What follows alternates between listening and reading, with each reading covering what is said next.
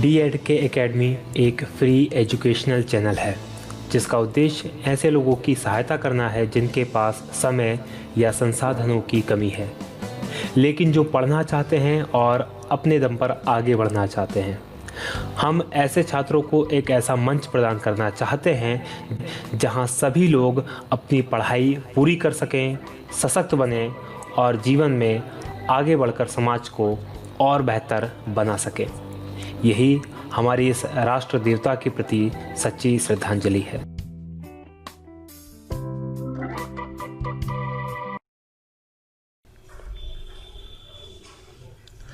साथियों नमस्कार, बहुत स्वागत है आपका DEDK एकेडमी में। मैं हूं भगवत दांगी, फाउंडर DEDK एकेडमी।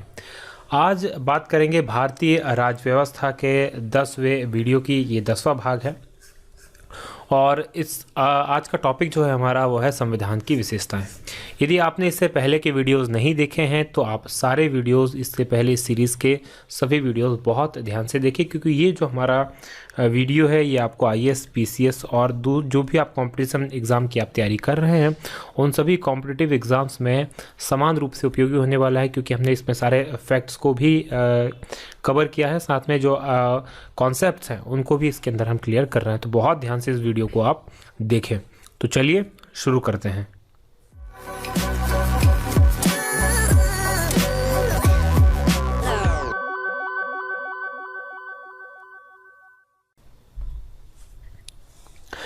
बात करें भारतीय संविधान की विशेषताओं की, तो देखिए भारत का जो संविधान है अनेक दृष्टियों से एक अनूठा संविधान है। बहुत शानदार तरीके का अपने तरीके का अलग संविधान बनाया गया है।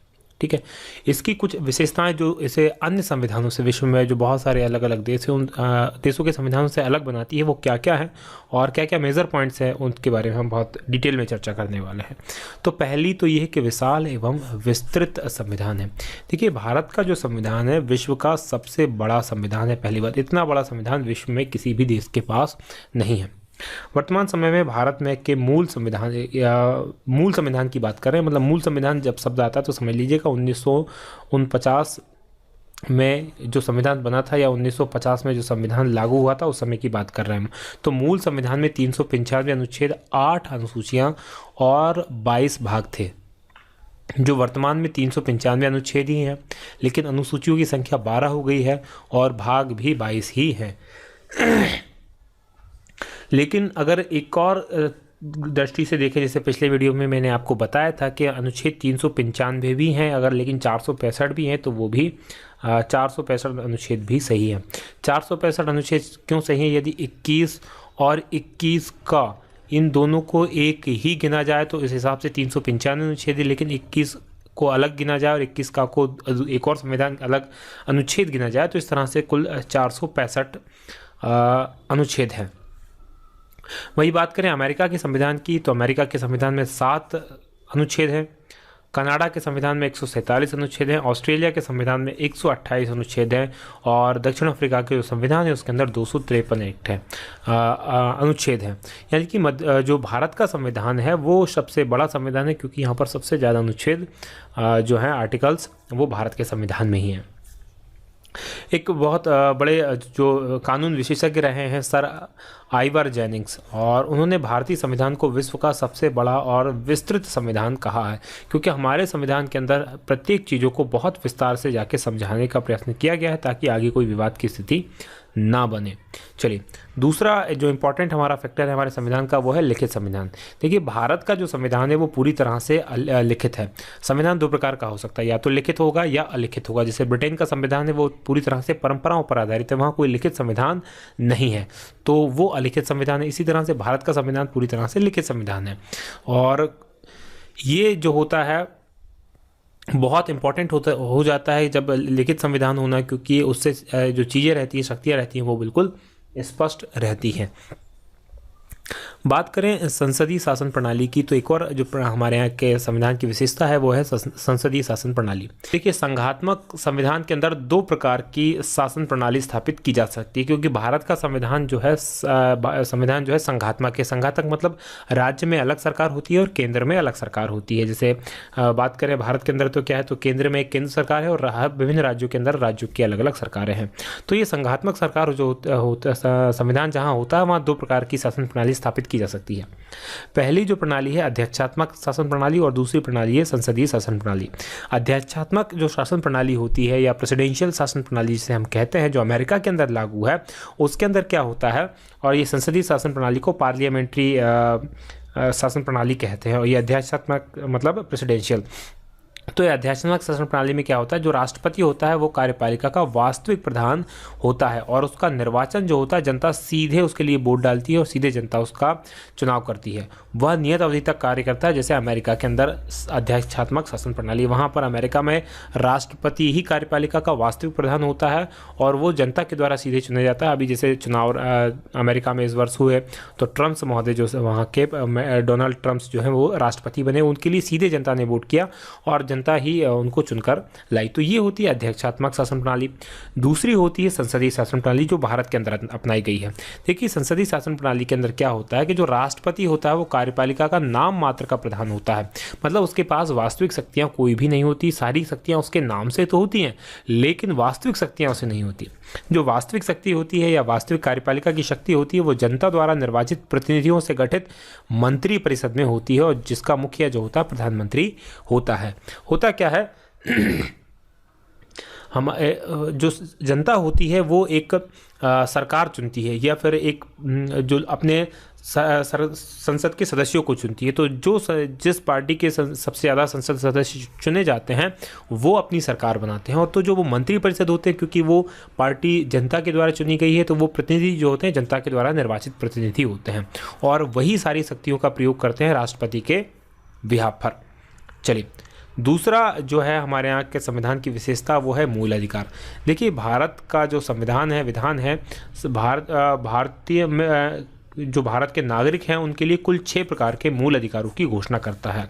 और ये जो मूल अधिकार लिया गया है अमेरिका के संविधान से लिया गया है। कौन कौन से 6 जो मूल अधिकार हैं? पहला है समानता का अधिकार, दूसरा स्वतंत्रता का अधिकार, तीसरा शोषण के विरुद्ध अधिकार, चौथा है धार्मिक शिक्षा का अधिकार, पांचवा है धार्मिक की स्वतंत्रता का अधिकार और छठवां है संवैधानिक उपचारों का अधिकार। तो ये 6 प्रकार के अधिकार जो हैं भारत के लोगों को प्रदान किए गए हैं।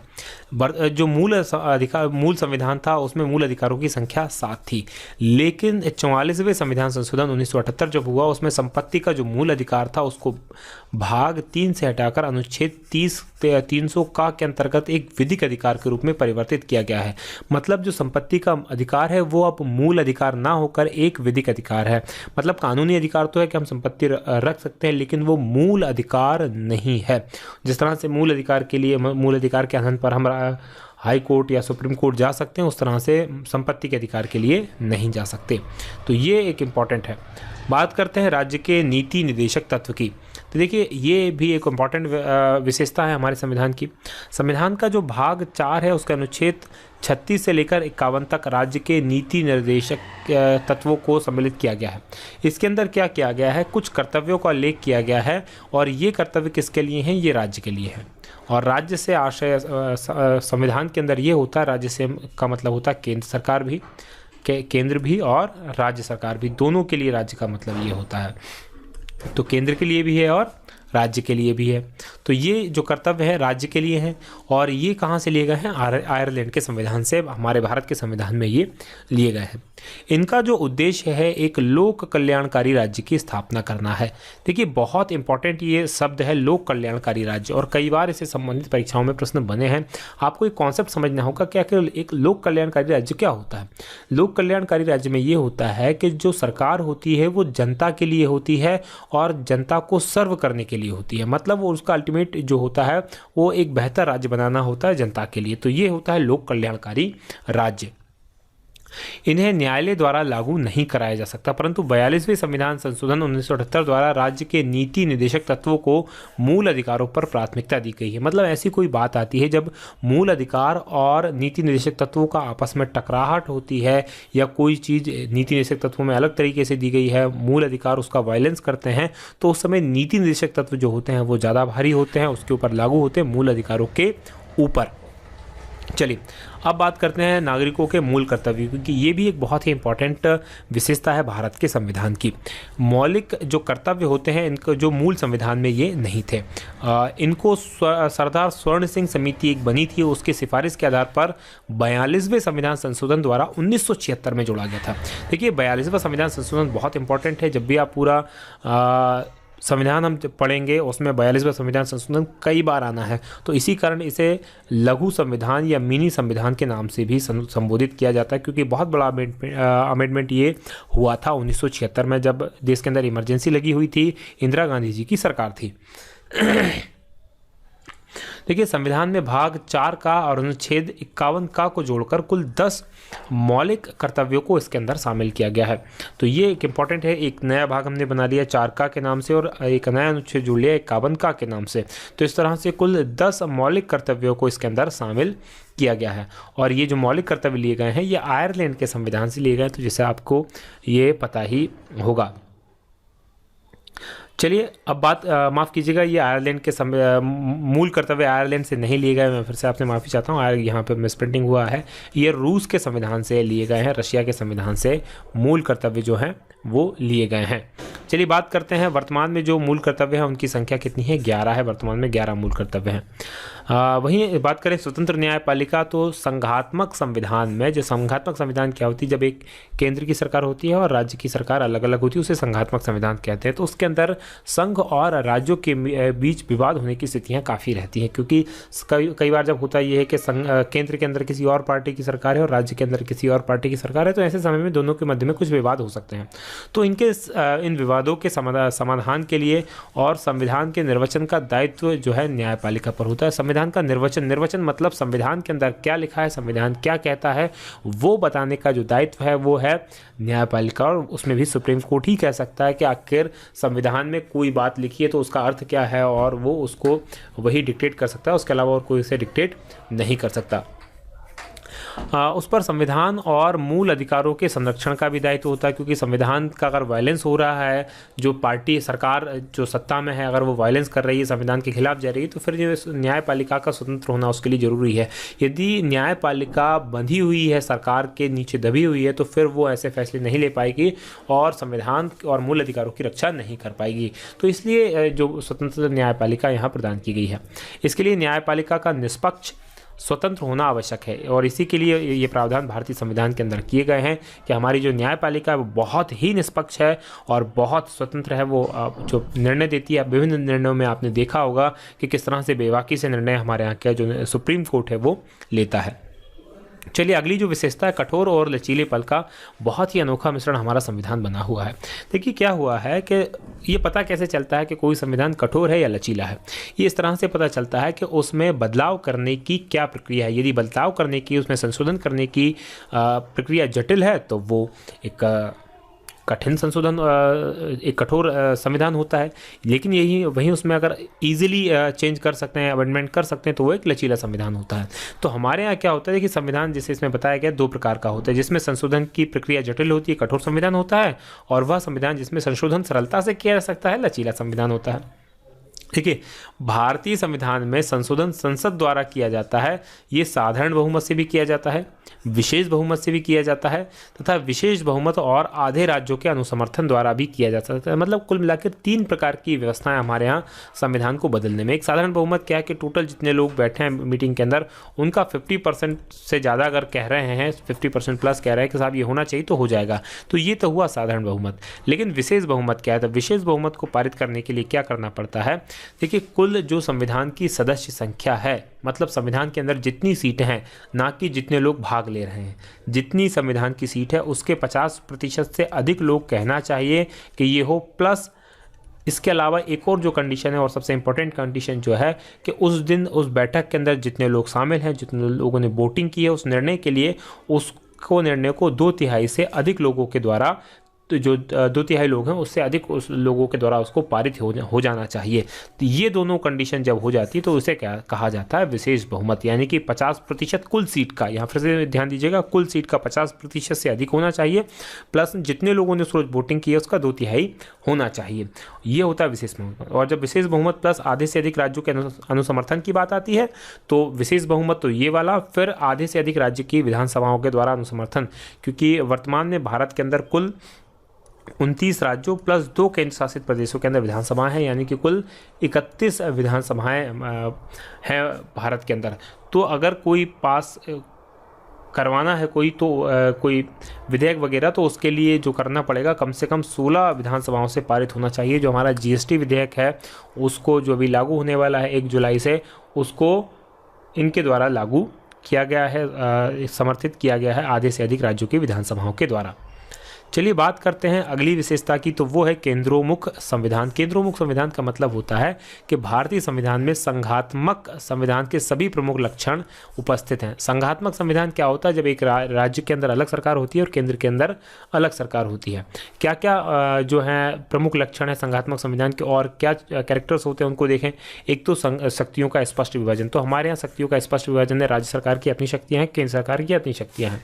3 प्रकार की सूची हमने बनाई हुई है, राज्य सूची, केंद्र सूची और संघ सूची। राज्य सूची पर केवल राज्य सरकार कानून बना सकती है, केंद्र सूची पर केवल केंद्र सरकार कानून बना सकती है, समवर्ती सूची पर दोनों कानून बना सकती है। तो इस प्रकार से हमारे शक्तियों का बहुत स्पष्ट विभाजन है। फिर दूसरा कैरेक्टर होता है कि लिखित संविधान होना, तो हमारे यहाँ लिखित संविधान भी है।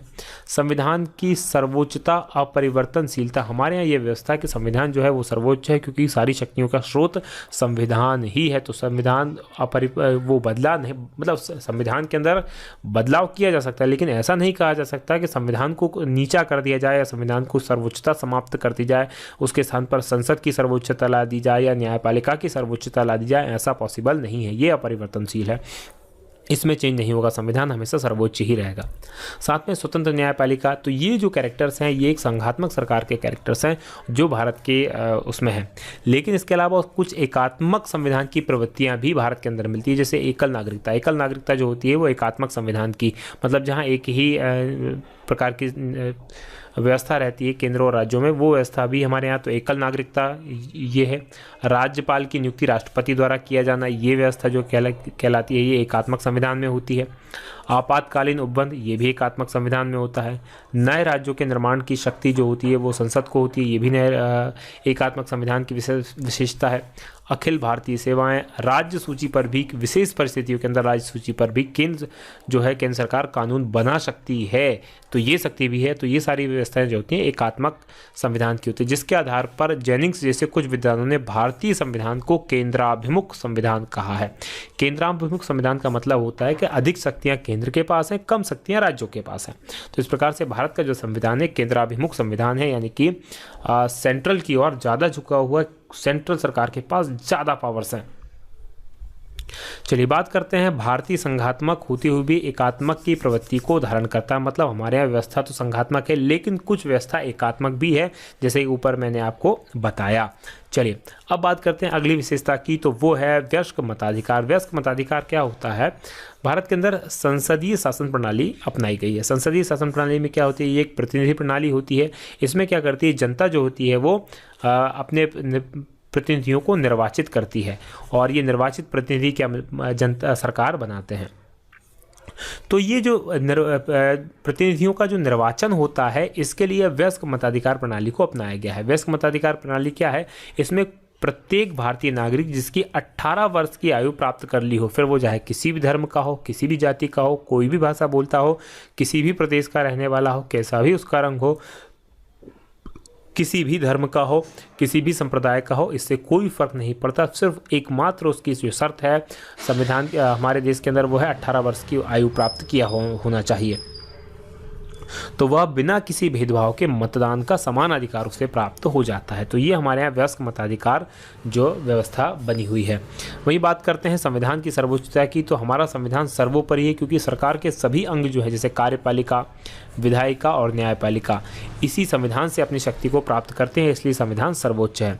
ब्रिटेन के अंदर बात करें तो संसद की सर्वोच्चता है, संसद ही वहाँ सर्वोच्च है, वहाँ पर न्यायालय या संविधान सर्वोच्च नहीं है। संसद द्वारा निर्मित विधि को न्यायालय में चुनौती नहीं दी जा सकती है। वहीं बात करें अमेरिका की, तो यहाँ पर ये अमेरिका लिख लें आप, यूएसए। अमेरिका के अंदर अमेरिका के संविधान में न्यायपालिका सर्वोच्च है, क्योंकि न्यायपालिका कभी भी किसी समय जो संसद होता है उसकी बातों को निरस्त कर सकती है, उसके द्वारा बनाए गए कानून को ख़त्म कर सकती है।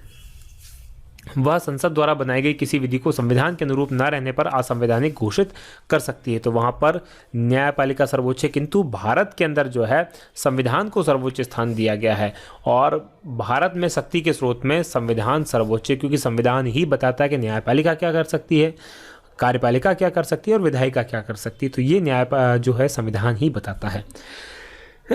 बात करें संकटकालीन प्रावधानों की, तो संकट काल के संबंध में विशेष प्रावधान हमारे संविधान की एक बहुत ही इंपॉर्टेंट विशेषता है। इसके अनुसार संकट काल के समय हमारी राज्य व्यवस्था में अनेक महत्वपूर्ण परिवर्तन हो जाते हैं। 3 प्रकार के संकटों का उल्लेख हमारे संविधान के अंदर किया गया है। पहला जो है जिसे हम जानते हैं आपातकाल के नाम से या राष्ट्रीय आपातकाल के नाम से, दूसरा जो जाना जाता है राष्ट्रपति शासन के नाम से, और तीसरा वित्तीय आपातकाल के नाम से जाना जाता है। देखिए, युद्ध या बाहरी आक्रमण या सशस्त्र विद्रोह की स्थिति जब उत्पन्न हो जाती है तो अनुच्छेद 352 के अनुसार क्या लगता है, राष्ट्रीय आपातकाल लगाया जाता है। तो एक प्रकार का आपातकाल तो ये हो गया, एक प्रकार का संकट तो ये हो गया। दूसरा जो है राज्य में संवैधानिक व्यवस्था जब भंग हो जाती है तो राष्ट्रपति शासन लगाया जाता है, राष्ट्रपति शासन लगाया जाता है। तो ये दूसरे प्रकार का संकट हो गया। तीसरा, जब भारत की वित्तीय स्थिति जो होती है वो संकट में हो जाती है तो उस समय लगता है वित्तीय आपातकाल। तो ये 3 प्रकार के संकटकालीन प्रावधान किए गए हैं।